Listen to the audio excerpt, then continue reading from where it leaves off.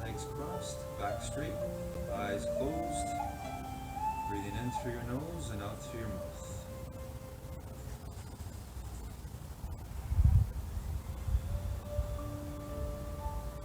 Feeling that power you have, your determination to control your breathing.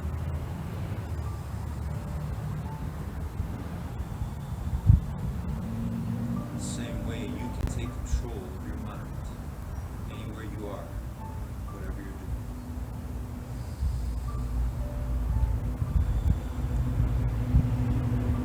Let's use that same power, that same determination to see in our mind the image, the visions that we want to create today in our lives.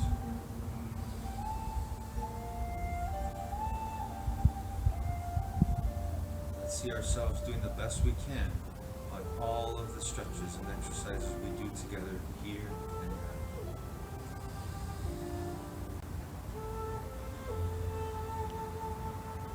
Let's use that power we have, our true being, our presence, our determination to see in our mind right now, go into the future. Think about what you want to make real. Bring it to the present. When that music goes off.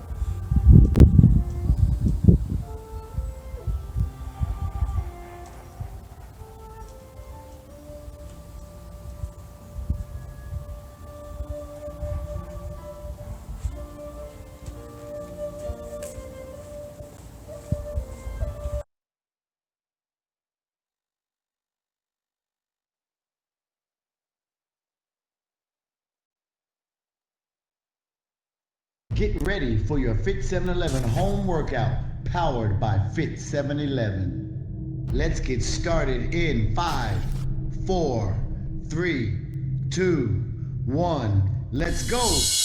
Are you ready to work out? Are you ready to work out? Let it drop now, let it drop now, let it drop now, let it drop now, let it drop now, let it drop now, let it drop now, let it drop now.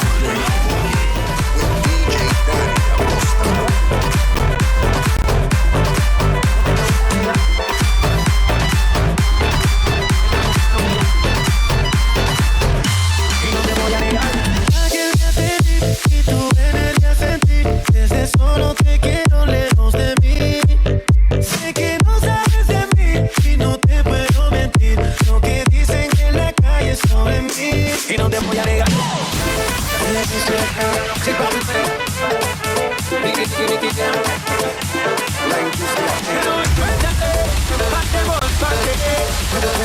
Si te quito el deseo, dame otra vez y no te voy a negar.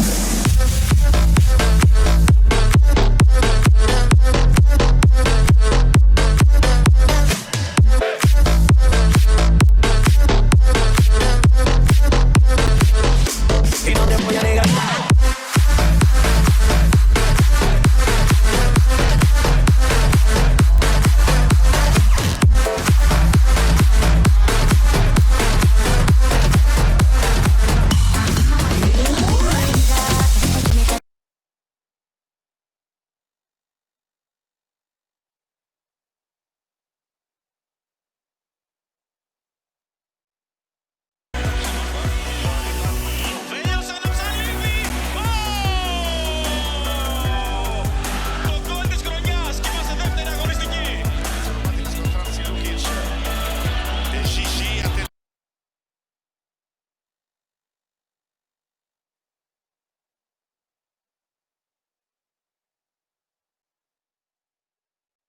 Morning, guys. Another major fear we have in our lives, and this is true for most of us, is the fear of loss of love.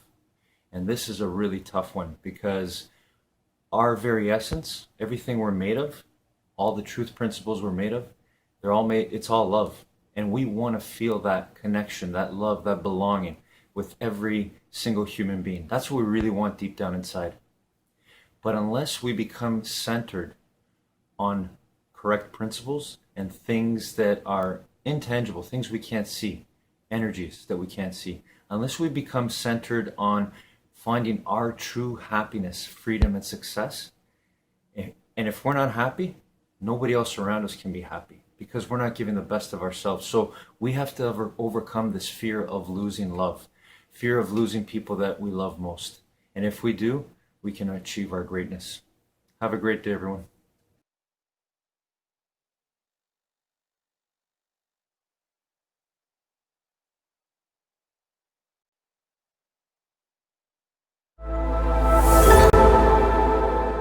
It is an honor to be with you all today and again for another exciting training. Whether you're in a relationship or single, I want you to remember and understand that the most important relationship you'll ever have in this life is the one with yourself.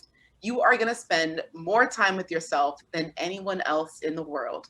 You might be laying down next to someone when you go to bed, but you are dreaming by yourself. You can't bring someone else into your dream. Okay. And even on my journey, I'm from a family of 8, 2 Nigerian immigrant parents, and grew up in a really crowded home. All I craved was freedom.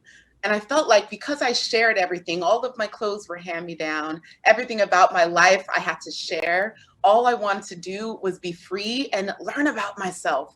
And so some of you know about my travel background. I've been to 87 countries, around 6 continents. 90% of those travels have been solo.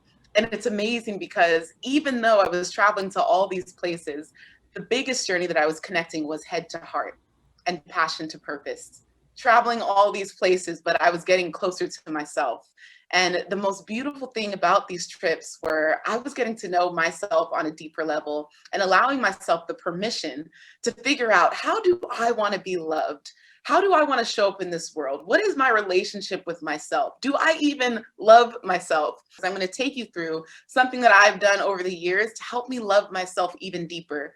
Because how many of y'all know when you love yourself even more, you can love other people better? When you have more self-love and compassion for yourself, you show up better for other people. And that's what it's about, okay? There's a cliche that says, you show people how to love you by the way you love yourself.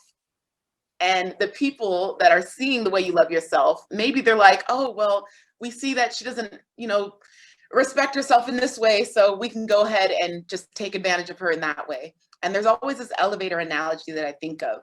When you're getting on an elevator, let's say it's with a friend that you've known for over a decade, you get on that elevator and you click the penthouse. You're ready to go to the top. You're on this journey. You are going to the top of the elevator. Your friend gets on the same elevator, but they click floor 9. Now, when floor 9 happens, a lot of times your friend will get off the elevator and they'll have this expectation that, hey, we've been through 9 floors together. Come off on floor 9 with me. But you've already decided that you're going to the penthouse even before they came on. And it is up to you to love yourself enough to say, hey, friend, I love you. This is your stop, but I'm going to stay on the elevator and keep going. Because I know my journey is deeper than this. I'm hungry. I know I was made for more. I know I deserve more, and I'm ready to keep going. Okay, so S, setting boundaries with people who aren't growing with you. Eat alone every now and then. Get dressed up and take yourself out. Okay, tell your partner to watch the kids, tell someone to babysit, but I need you to take yourself out to eat, because you would be surprised how much you'll learn about yourself by how uncomfortable you are with sitting alone. People will judge you, people will stare, people will ask if you're waiting for someone. And again, because I've traveled to so many places and I've eaten alone so many times, I always remember the question that I get asked, and it always made me feel some type of way. But I would be at a restaurant and I would be table for one, please. And they would say, oh, just one. And they would cock their head and they would look a little bit like pitiful, like, oh, just one. And I'm like, yes. And I would order a bottle of champagne and I would be all dolled up. I was like, it is a celebration of self. I'm celebrating life. I am celebrating that I'm still breathing, that I have an opportunity to chase my dreams every single day. So yes, just one. Thank you very much. But what I also learned is when I was eating alone is that I was also more approachable. Oftentimes when you go out to eat with someone, you're focused on them, as you should be. You all are in deep conversation. Maybe it's one person or it's with a circle of friends. But when you're by alone, when you're by yourself, you almost become an enigma. People are like, let me go introduce myself. Let me go talk to her. Let's swap stories. And especially, this was so important, especially when I was in other countries where I didn't speak the local language. I didn't know the traditions. I was still learning, taking notes for whatever articles or assignments I was in that country for. So it was an amazing way to also do research on the country, because people were like, oh, well, this person, she's not from here. Let me go talk to her and see what her story is. And you get to meet some of the most fascinating people. Feel free to bring a book. Feel free to bring your journal. Feel free to do something that occupies your time so you're not just, sitting there. But oh my goodness, I challenge and encourage you all to eat alone at least once a month. Take yourself out, get dressed up, and just treat yourself, because it is beautiful. I love it. Let people know your love language. Now, if you're not familiar, I think everyone is familiar with Gary Chapman's 5 Love Languages book. We have words of affirmation, acts of service, gift giving or gift receiving, quality time, and physical touch. So many of us, a lot of times we struggle with relationships with ourselves, with others, with family, is because they don't know how to love us in the way we want to receive love. And for a lot of my friends, they thought words of affirmation was my love language. They were giving me all of this affirmation. They were encouraging me. They were loving on me verbally. And they didn't know that that was actually a trigger for me. It was actually very uncomfortable. Again, growing up in a Nigerian home, we didn't get compliments. We were never told, I love you, I'm proud of you, good job. That just wasn't language in our home. So when people told that to me as an adult, I was so uncomfortable with it. I was like, this is not, no, please. And I had to learn that, okay, Glow, people don't know this. Let them know that acts of service is the way that you want to be loved. You got to be clear with the way that you want to receive and give love. My favorite way to give love is gifts. I love just pouring into people and just showering them with presents and quality time. But the way I like to receive love is actually acts of service, because I'm a very servant-driven leader. I'm constantly serving other people. And when you're always serving others, who's going to serve you? That's why acts of service is my favorite love language. That's the way I like to be loved. And I had a lot of awkward conversations and awkward encounters with friends, because even though they were affirming me so much with words of affirmation, every time I needed them, they wouldn't show up. And I realized, what is this disconnect? I need to let them know that if they actually want to show that they love me, they need to be, acts of service. When I say that I need them, I need them to show up. And that for me was huge. Learn your love language, and then also let people know your love language. Free yourself from people pleasing. I'm currently reading a book by Oprah, her latest one by Oprah and Dr. Bruce Perry, What Happened to You? And my goodness, this book is heavy. It really talks about all the biological changes and shifts that happen due to childhood trauma that manifest in our adult lives.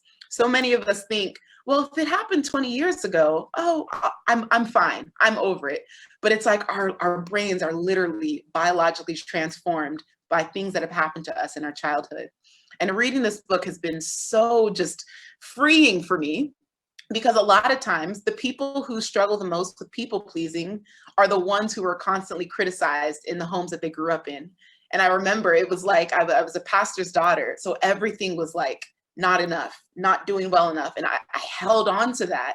And so I grew up feeling like, oh my gosh, the only way to get love from people is to make sure I never make them upset. And so I avoided conflict, I avoided conversation, I avoided any type of confrontation that might potentially lead to someone being upset, you know, and that is not healthy. My goodness, Brene Brown says it perfectly: clear is kind. When you are clear about what is and isn't okay, that is kind. It's an act of kindness to yourself and to other people. No ambiguity. There's no room for ambiguity on this journey of self-love, okay? So being direct with people, they might have been able to get away with taking advantage of you in the past, but let them know this new you no longer tolerates that.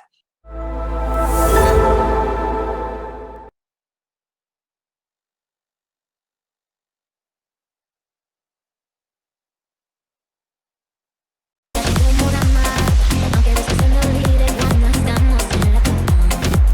A mí me gusta que me digan poesía al oído por la noche cuando hacemos groserías. Me gusta un caballero que sea interesante, que sea un buen amigo, pero no es un buen amante.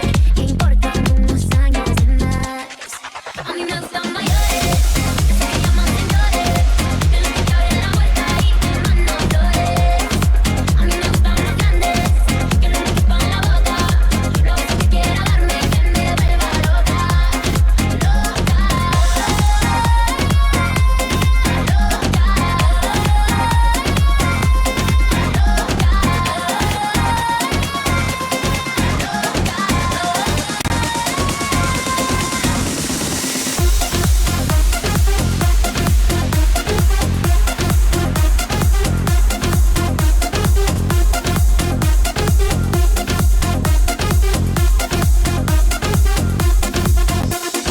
quiero un niño que no sepa nada y prefiero un tipo grande de la talla. Yo no quiero un niño que no sepa nada y prefiero un tipo grande de la talla. A mí me gustan mayores, que se llaman señores, que no te abren la puerta y te mandan flores. A mí me gustan los grandes, que no me chupan la boca. Lo que quiera darme, que me vuelva loca, loca.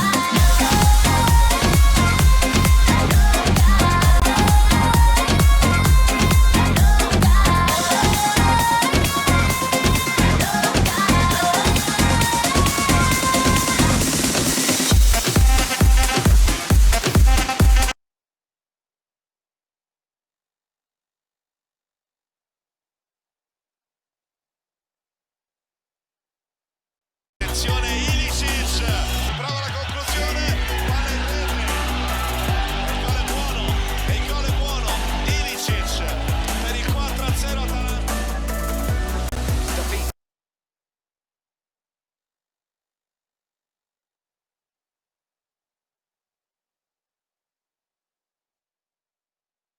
Hey guys, today Oprah Winfrey shares another rule of success for her, and that is find your purpose. I love this one. This is everything. If we don't know what it is we're supposed to be doing, we don't know which way to go. We don't know how to guide our thoughts, our actions, our everything. So for me, it's determination. That's why I love my one word. Determination means decision, deciding, and then desiring and never giving up until you go after what you really want. See, we have to have that sense of that we're headed in the right direction. And so you got to find your purpose. Oprah Winfrey has shared with us that if you don't have a purpose, you're just wandering around, you're just drifting. And you're not meant to do that. We're meant to lock into something, which is our true greatness, and bring it out and share it with the world. But find out what it is you really want and go after it like your life depends on it. Have a great day, everyone.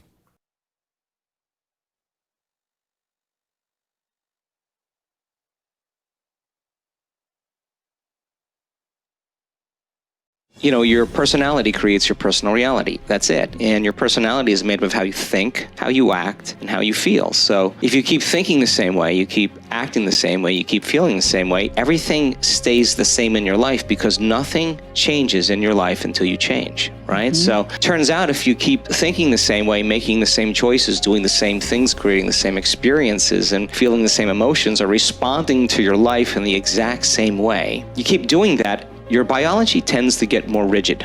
We fire and wire the same circuits, we hardwire our brain, and it only takes a small stimulation or a small thought or a response to someone or something, and like a sequence of thoughts, it just turns on automatically. Hey, it's Evan Carmichael, and I make these videos because when I started my first business, I really struggled to believe in myself. I was making $300 a month and quit on my business partner. And the thing that saved me was watching the stories of successful entrepreneurs. They gave me strategies as well as hope and belief that just maybe I could do it myself as well. And I hope that this video here today helps you get a little bit more belief in yourself, because I still need the videos for myself today too. So today let's learn how to create some magic in our lives with Joe Dispenza. Enjoy. So your biology, your neurochemistry, your neurohormones, your genes, everything stays the same because you're the same. So crisis and trauma is always the thing that gets a person to really start looking at, how do I really change, right? So we want to tell people, let's not wait for that. Let's learn and change in a state of growth and inspiration. So if you keep doing those same things over and over again, the middle life period, we become very, very programmable. So in order for us to change, we have to become conscious of how we think. We have to become really aware of how we behave, what our habits are, even how we speak. Now, this is a tough one. We have to really look at the emotions that we live by every single day and say, wow, this actually could be unworthiness. This could actually be guilt. But if you're too busy with your cell phone and your social media, and you're too busy with your kids and running around, and your environment can distract you from these feelings. So my interest is to get people to retreat from their lives, right? Just for 5-7 days and remove the constant stimulation in their external environment that reminds them of who they think they are as a personality, to separate themselves from the people they know and the places they go and the things they do at the exact same time, and then fill their brain with knowledge and information, and then remind them that they're actually creating their life. So if your personality creates your personal reality, that means then in order for you to change your personal reality, you got to change your personality. Rule number 2 is stop living in survival. That leads perfectly into one of the most powerful things in your book for me, anyway, personally, was that this distinction between the living in survival versus living in creation.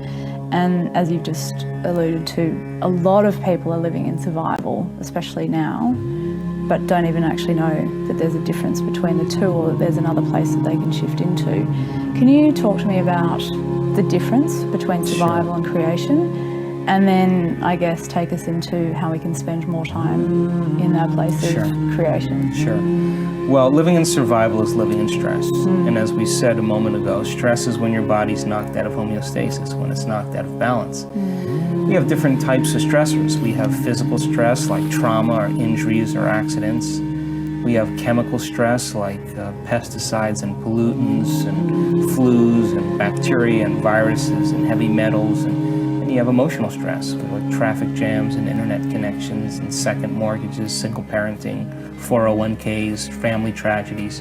And every one of these things, physical, chemical, or emotional, knocks your body out of balance. Now, human beings, we're so unique because we can turn on the stress response just by thought alone. Instead of being chased by a lion, which was highly adaptive thousands of years ago, we turn on this primitive nervous system to mobilize all of this energy for some threat in the environment. That function allows us to begin to survive in those conditions. But when you turn on the stress response just by thought alone, you start thinking about some worst case scenario. You start imagining what will happen in some future time. What most people don't know is their body begins to physiologically change as if that event is happening. As they think about a past bitter memory that's tattooed in the recesses of their gray matter, and they attend to that thought, that memory, to the exclusion of everything else, the body literally begins to produce the same chemistry as if that past experience has happened. Now, the body is the unconscious mind. It doesn't know the difference between an actual experience in your life that creates an emotion you fabricate by thought alone. To the body, it's the same. So people tend to knock themselves out of balance just by thought alone. Now, here's the key.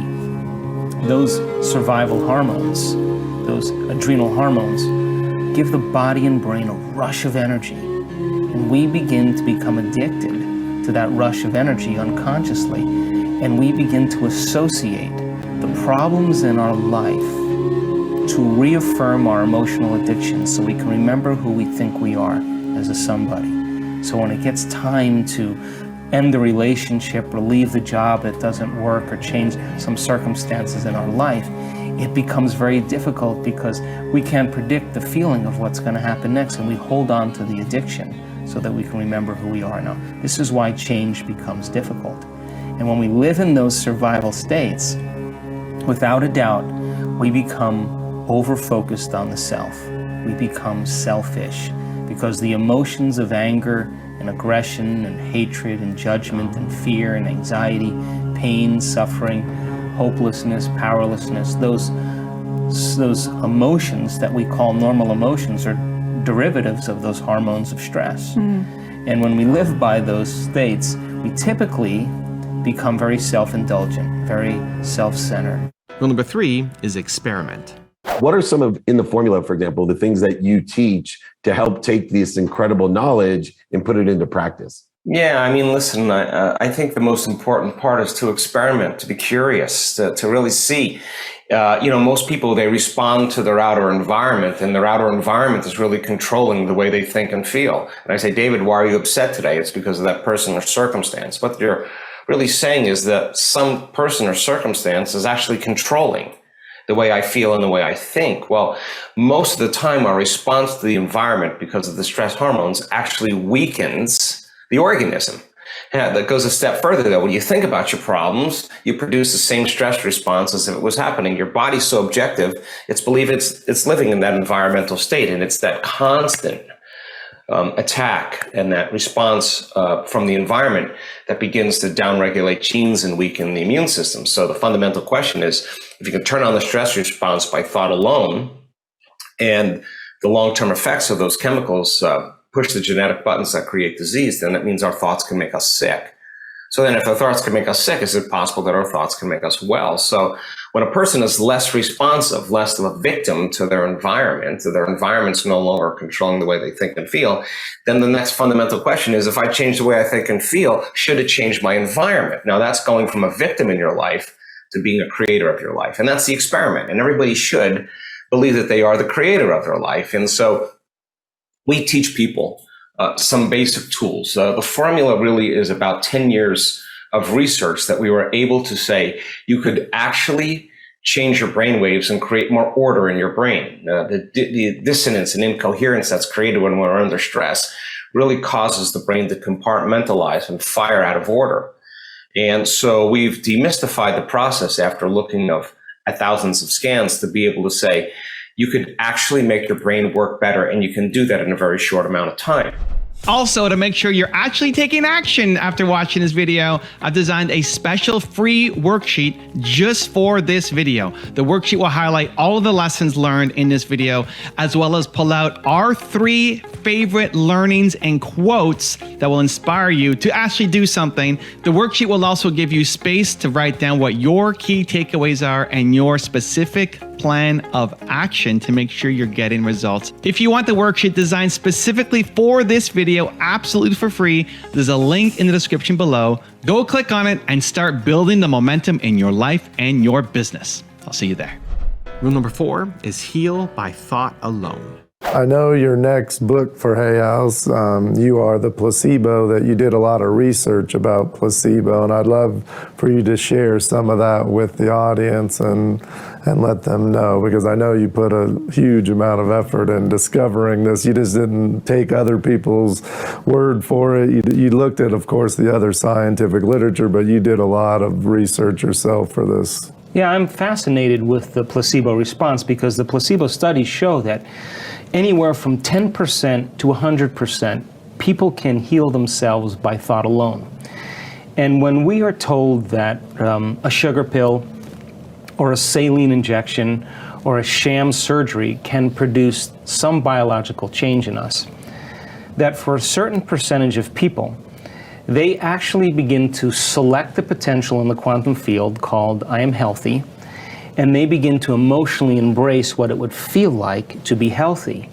And when they combine a clear intention with an elevated emotion, they begin to change their state of being. And for a certain percentage of those people, their body begins to create their own pharmacy of chemicals to match the exact chemicals of the fake sugar pill that they're taking. So people would say that it's their belief in the saline injection or the drug or the surgery that gets the person better. So I began to think, well, do you need a sugar pill? Do you need a saline injection? Do you need a sham surgery to cause people to move into these states of being? In other words, can you teach people how to do it? And so some of the workshops that we've been doing around the world in the last year and a half or so, is it's become very clear that we've seen people heal themselves of MS, of lupus, of chronic pain, of Hashimoto's syndrome, of cancer, of diabetes. I mean, this is real scientific evidence that they're really making some substantial changes by thought alone. And so that started happening right in real time during our events. In other words, someone with MS that was paralyzed in their leg, who moved around in an automatic motorized wheelchair, is now standing up in front of the room and running around the room. You got to start thinking, how did that happen? So in real time, they started signaling new genes in new ways, turning on the genes for growth and repair, and turning off the genes for the disease. And we started seeing it over and over again. So I started thinking, if it's happening in real time, it's like they're taking the placebo. But instead of them putting their belief and acceptance into something that's known, they're putting their acceptance into the unknown. And they're continuously revisiting it until they made it known. And their body began to respond to their mind.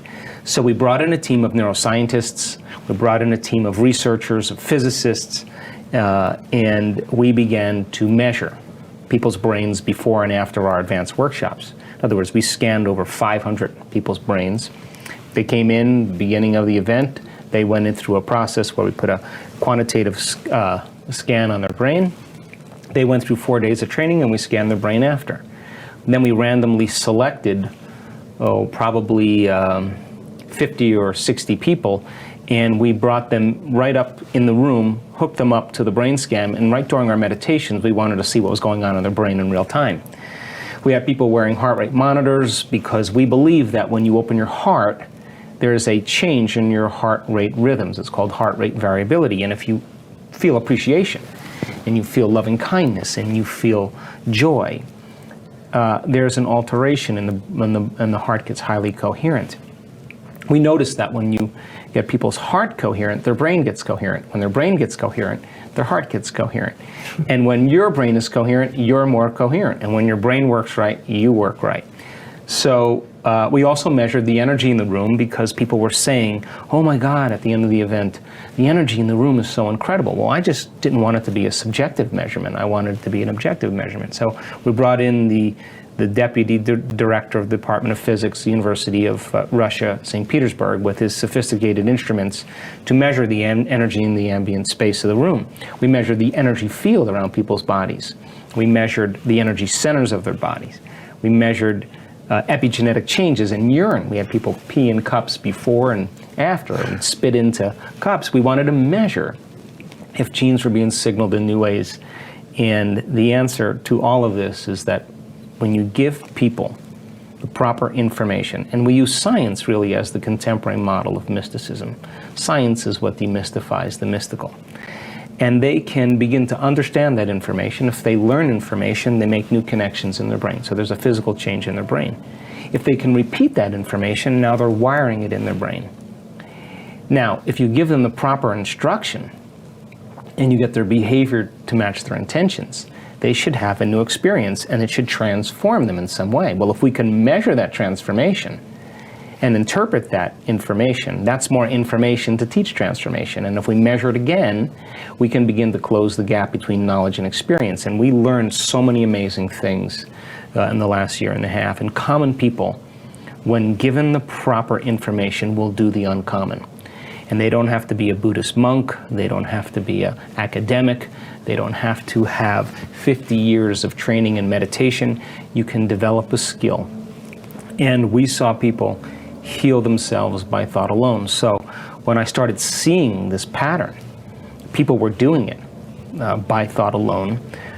We decided to write this book called You Are the Placebo, Making Your Mind Matter. And we now know that you can invest the same belief, acceptance, and surrender to that outcome without analysis. And when you understand the scientific principles of how the placebo works, you can omit that thing that exists outside of you that you believe is going to change you and begin to cultivate that state of being from inside of you. And when people are able to do that properly, they produce the same biological changes if they took the placebo, and they're healing themselves by thought alone. Rule number 5 is make internal changes. I wanted to take a few minutes with you and talk about how I came about doing all this work. About 12 years ago, I was in this movie called What the Bleep Do We Know?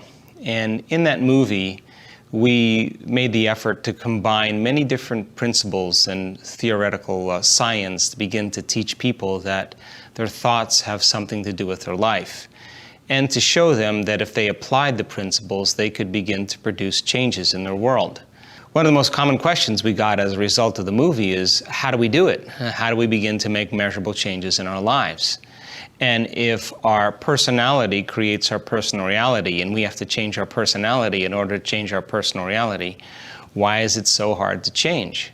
And I thought those questions were really great questions because people were more interested in understanding to take those principles and really begin to apply them.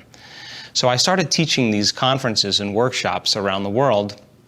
And at the same time, I was writing my second book called Breaking the Habit of Being Yourself.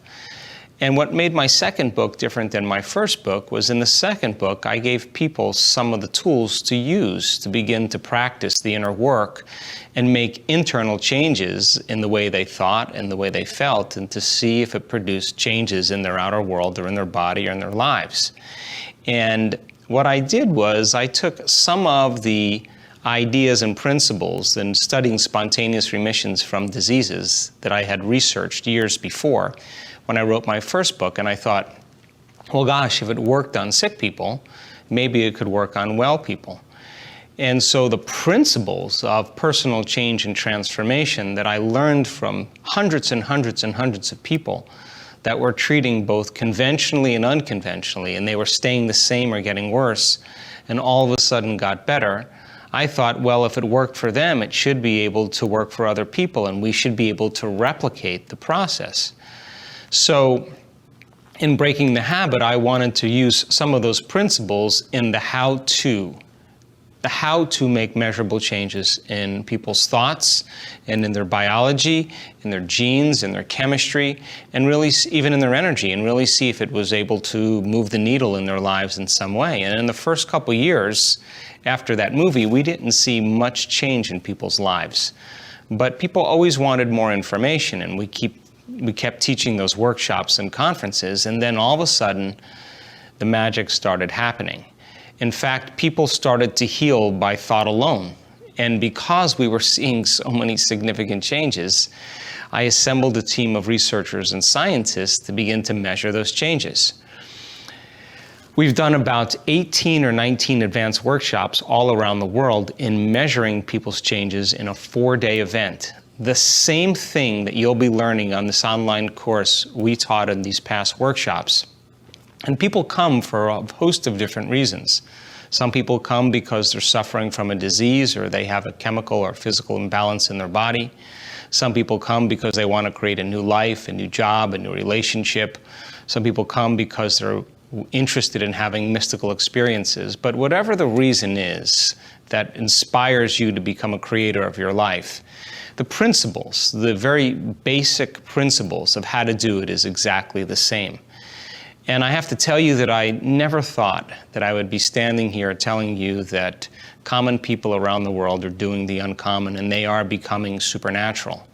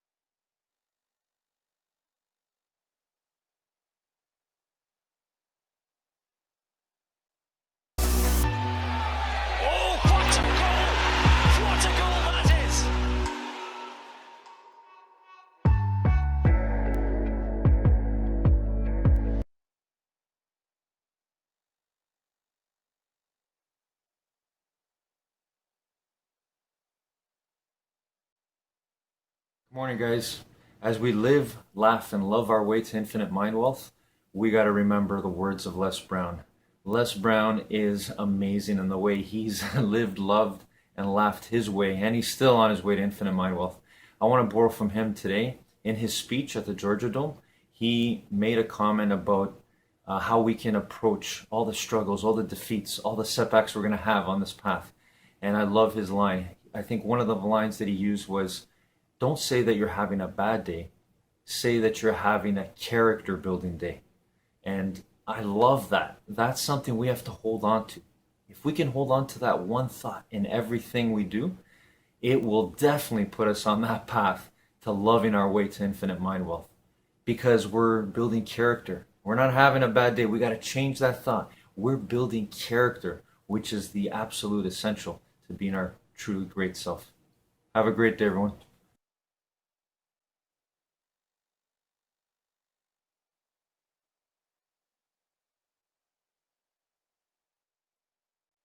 I know exactly what I'm gonna talk to you about, because I've been hearing you complain about how you get rejected all the time, how you didn't get that job, how you didn't get that audition, how the girl turned you down, that guy turned you down, and you tried it twice. You're like, I did everything that I could and it didn't happen for you. You ever seen a baby when they're wanting to learn how to walk with so much tenacity and they get up, fall down, and that's not even their natural state, but they want it so bad that they're willing to do whatever it takes. When was the last time you ever did something where you wanted it so bad that you were willing to get up, fall down, get up, fall down? Or did you just quit after the second time and say it didn't work? The company didn't work. The relationship didn't work. Well, what if that same baby got up and fell down twice, never to learn how to walk? Need motivation? Watch a top 10 with Believe Nation. Hey, it's Evan Carmichael, and I make these videos because when I started my first business, I really struggled to believe in myself. I was making $300 a month and quit on my business partner. And the thing that saved me was watching the stories of successful entrepreneurs. They gave me strategies as well as hope and belief that just maybe I could do it myself as well. And I hope that this video here today helps you get a little bit more belief in yourself, because I still need the videos for myself today too. So today's one from one of the best, Garen Jones, and my take on his top 10 rules of success. Enjoy. Let's just say when you want to learn something new from something you've never been a part of, it's the exact same process as learning how to walk, as learning your ABCs, as learning a new language. Sometimes we get stuck in our head and get really cocky and prideful. Like, oh, I'm just gonna do this and it's just gonna happen. Nothing just happens. So if success isn't a part of something that you grew up into, it's like a form of language. So guess what? The rejection is only there to test you and cultivate you and strengthen you so that you can get up and fall down and get up and fall down and get up and fall down and get a little bit better every single day, only for you to gain balance, spell the word, get success, get that love, love yourself, whatever it is that you're going after in life. So no, you're not being rejected. You're being tested. Your yes is being tested because you are born with a yes. You are a yes. And your yes is being tested.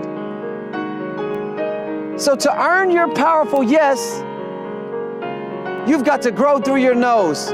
And you will be known, people, and life is gonna life on you. There will be struggles, trials, tribulations, and things that come down upon your life. And you will feel rejected, kicked on, spit out, punched, your soul stripped from you.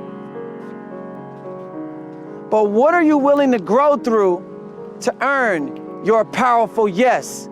Go after your dreams. Go after your goals. Don't stop. Be like flies on kick over an ant mound, and you see they work relentlessly. They go over and under and fly and over to the left and to the right. They do whatever they can. And they don't see rejection. They see the goal. So what is it that you want? What do you really want? Earn your powerful yes by growing through your nose. Earn your stripes. Keep moving forward and get 1% better every single day. Rule number 2 is practice voluntary discomfort. The essence of life is growth. So you actually always like seeking that evolution is just part of your nature, period. Because everything is, what I've learned is everything is energy. So if the essence of life is growth, then motion is actually part of our divine nature. So we're energy in motion, which is why growth must always take place. And the moment you stop growing, that's where all the weird stuff happens.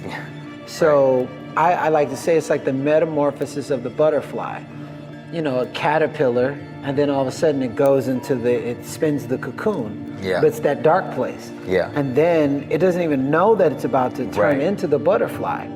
So while it's in the dark place, that's where most of the growth is happening. Here's where most people that I've come across miss the mark. When you emerge into that thing that you didn't even know you were going to emerge into, if you want to keep growing, there must be a death phase, like an ego death, or some part of you that's dying off and upgrading into the new version. So it's like iPhone 1, iPhone 2. They let go of the old camera and upgrade to the new camera. So let go of the old process and the way that you're thinking, or the attitude, or the, you know, your energy.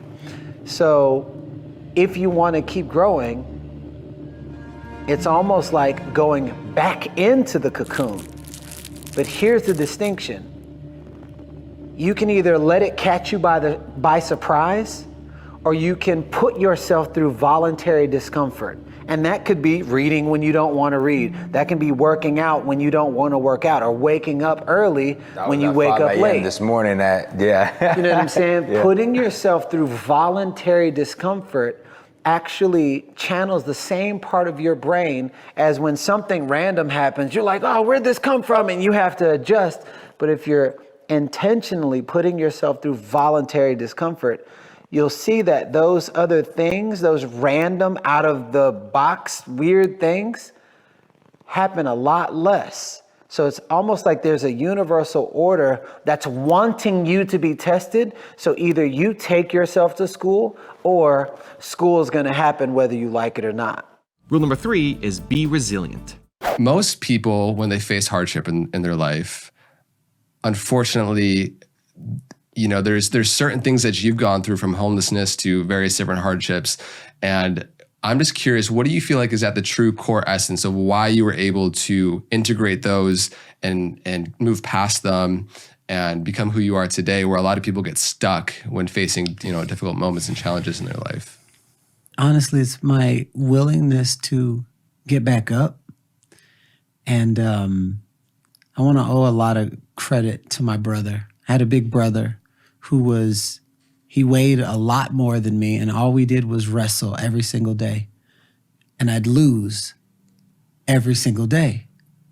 And he was like, get back up, get back up. So my brother, and especially when MMA came out, and then we just always wrestling and doing all kind of things, but he was a much bigger dude. So imagine me, 60 pounds, and he's 150 pounds. And he's just laying on me.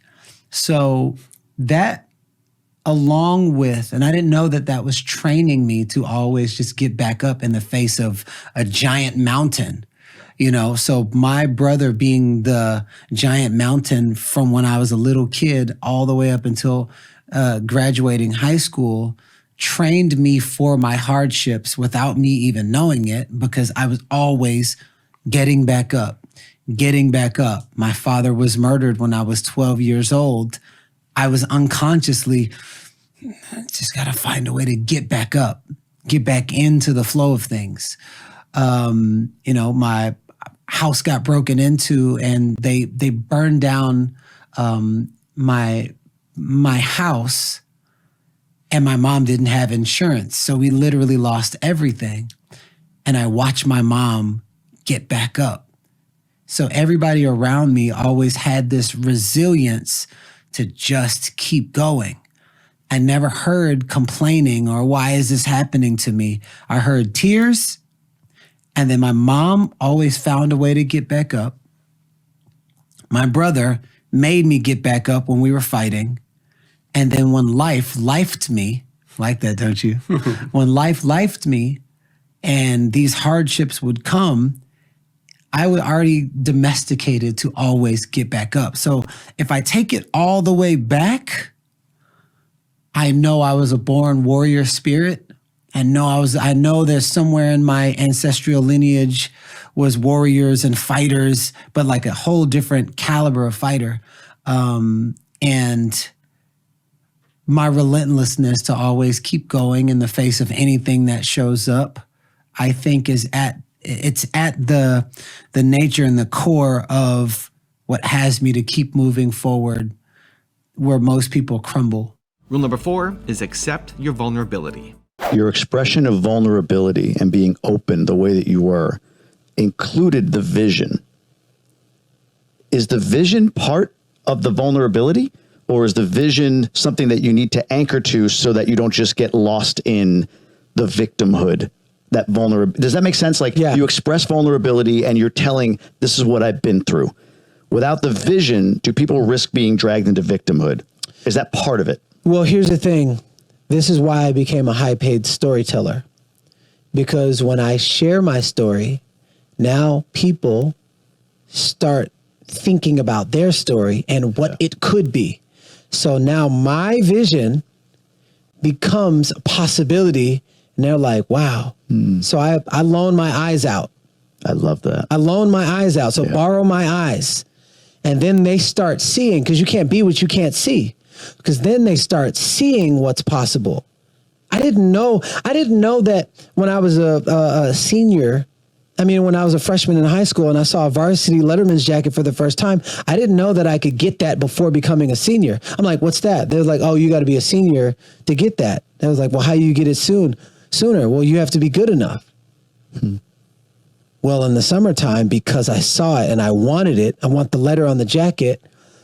Instead of playing all summer, I had private coaches. I was doing different things than the other average kids were doing. Next thing, all of a sudden, I was way better than a lot of people. And then they promoted me to varsity as a sophomore. And I got my Letterman's jacket, but I had to see it.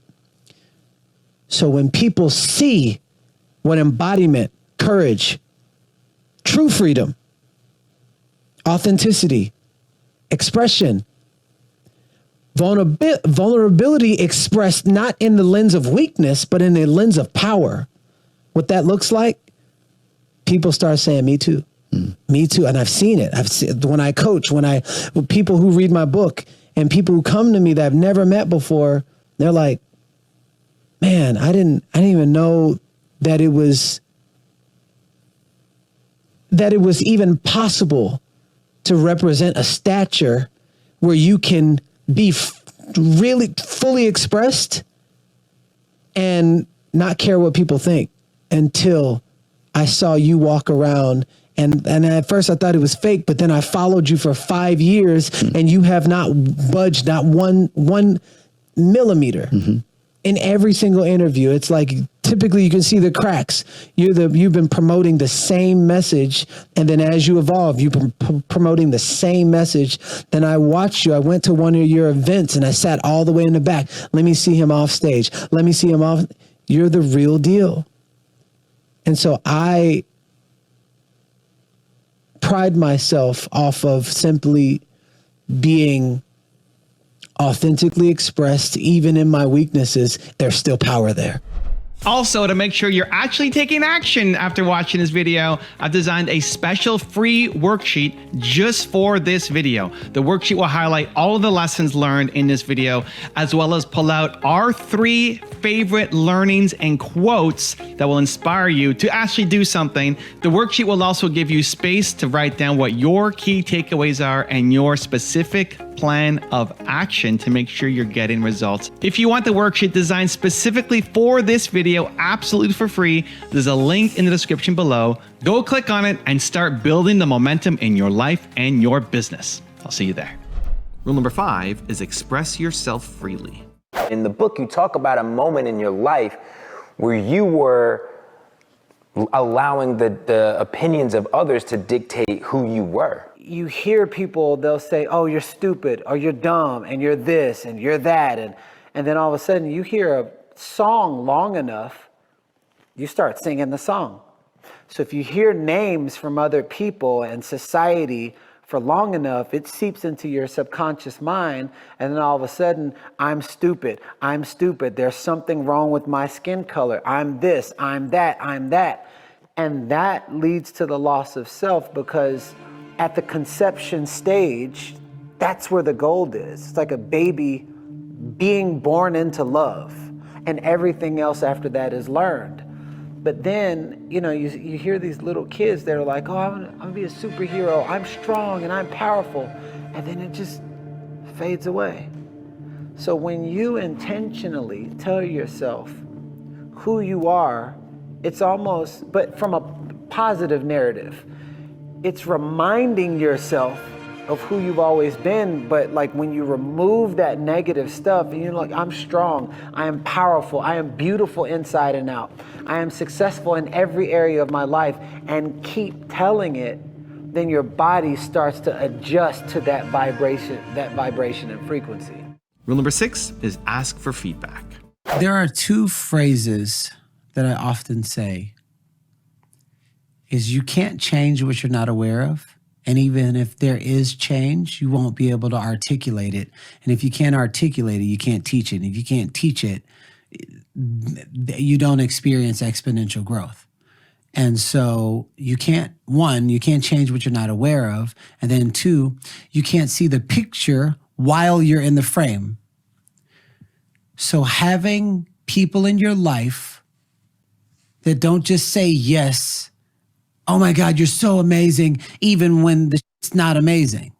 Having actual people in your life that will stand for your higher self and hold accountable and hold the light, but also tell you when you're off course, given your permission, of course, but I ask for it.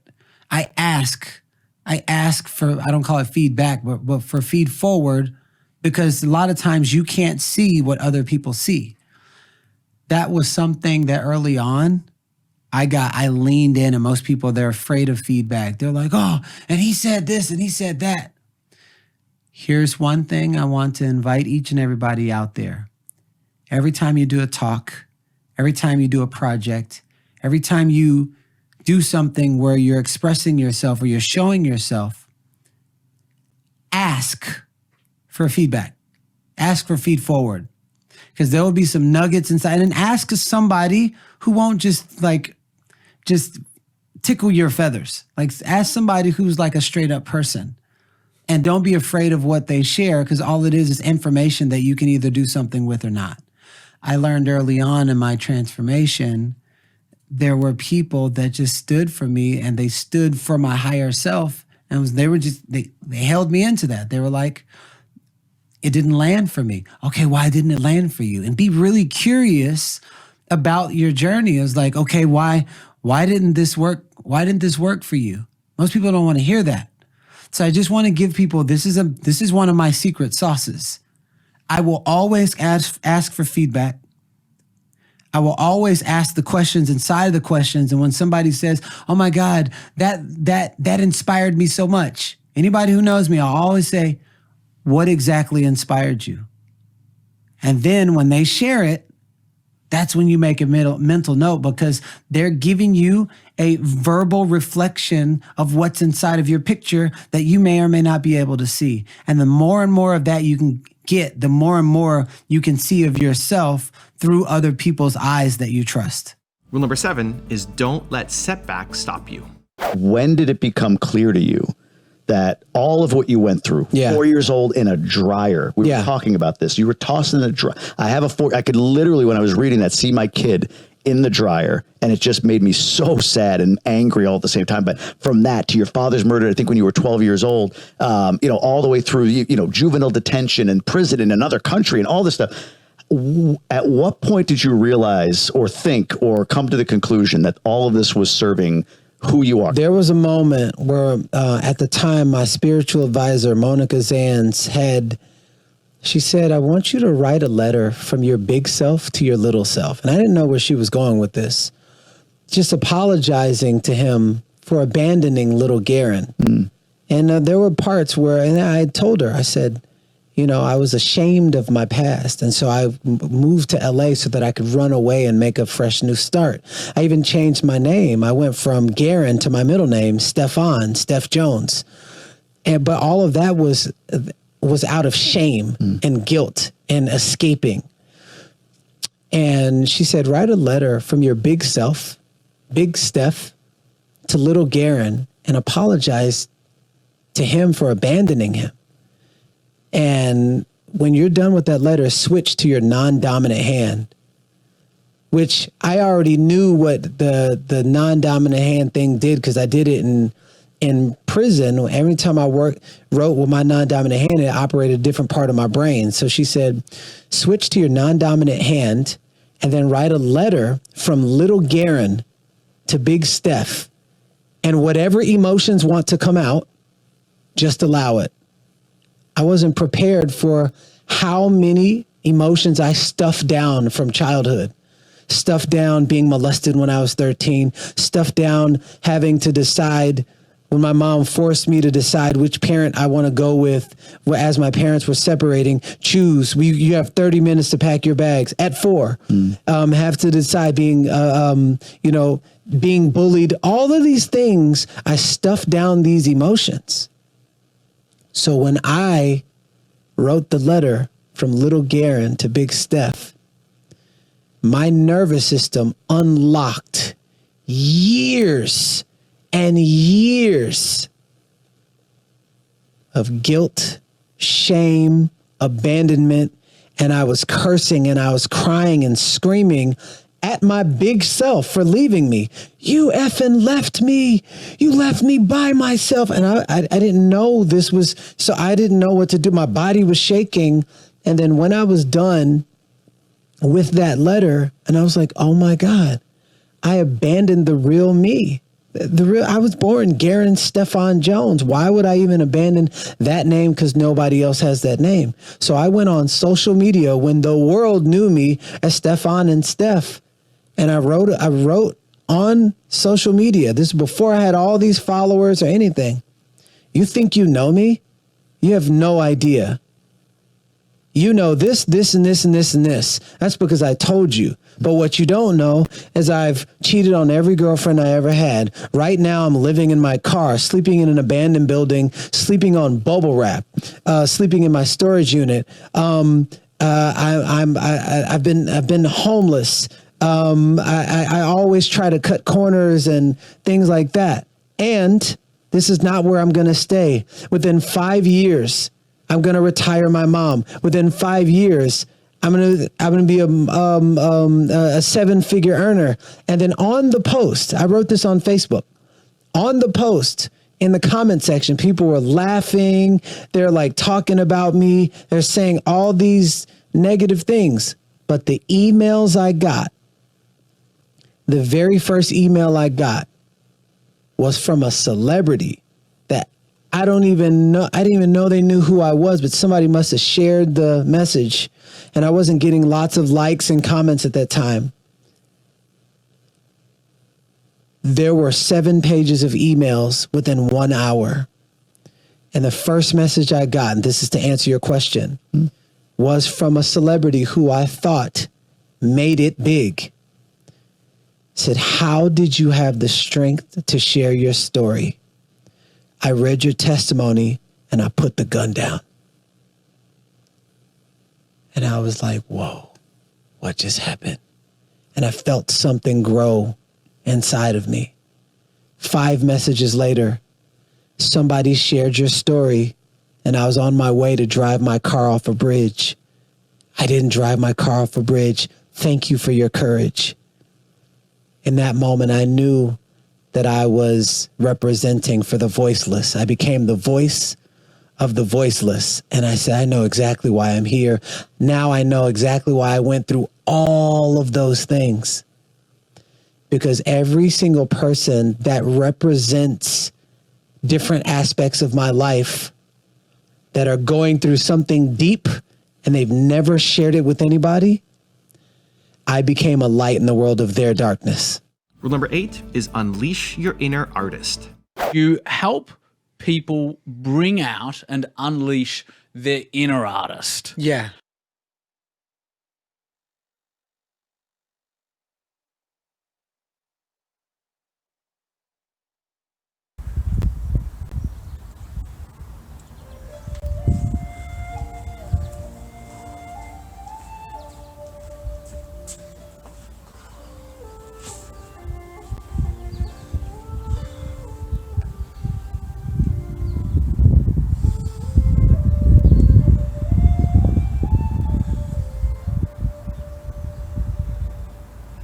Feel that?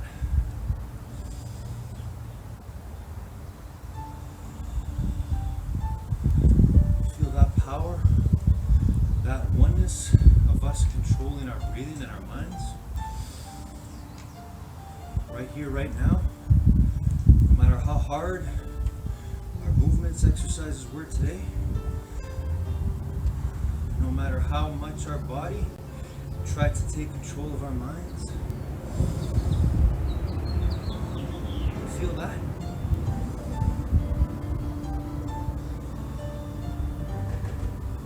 That's you.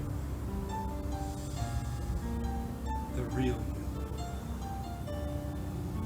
That's our consciousness. Our being awake fully. To control our minds, to control our breathing, to control our bodies, to control our lives.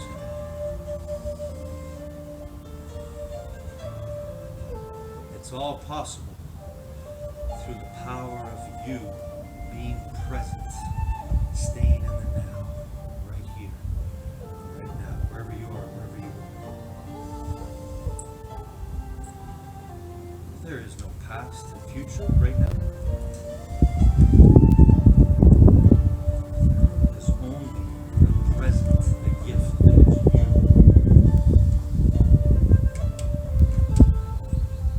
The being that is you,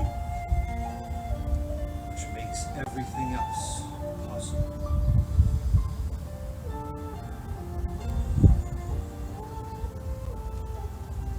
So right here, right now, it's just pure presence, pure happiness, pure winning, pure essence, pure determination of who and what we really are.